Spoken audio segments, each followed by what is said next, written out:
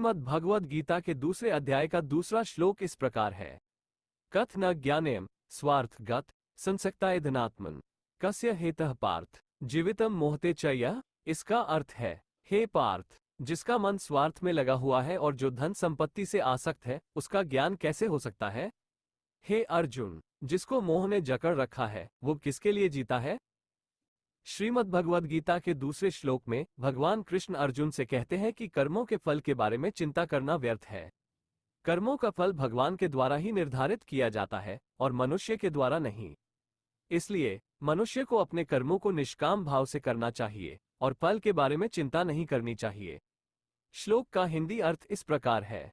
श्री भगवान बोले, हे पार्थ, कर्मों का फल न तो कभी किसी को प्राप्त हुआ है, न ही कभी किसी को प्राप्त होगा और न ही किसी को प्राप्त होने वाला है। कर्मों के फल का भोग करने वाला केवल कर्म करने वाला होता है। इस श्लोक का भाव यह है कि कर्मों के फल को प्राप्त करने वाला केवल कर्म करने वाला होता है और कोई अन्य नहीं। कर्मों के फल का निर्धारण भगवान के द्वारा किया जाता है और मनुष्य के द्वारा नहीं।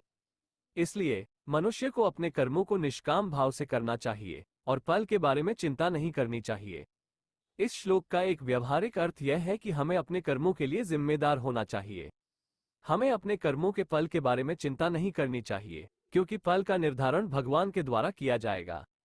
हमें केवल अपने कर्मों को निष्काम भाव से करना चाहिए और फल के बारे में चिंता नहीं करनी चाहिए। इस श्लोक से हमें यह भी सीख मिलती है कि हमें अपने कर्मों के प्रति सजग रहना चाहिए। हमें अपने कर्मों का फल भोगना होगा, इसलिए हमें अपने कर्मों को अच्छे से करना चाहिए। हमें अपने कर्मों को ऐसा करना चाहिए जिससे दूसरों का भला हो। वीडियो पसंद आए तो कृपया लाइक करें और अब नया आए हैं तो गॉड फर्स्ट लाइफ 1998 चैनल को सब्सक्राइब करें और हमारे वीडियो सबसे पहले देखने के लिए साइड में घंटी का बटन दबाएं ताकि आप सबसे पहले देख सकें।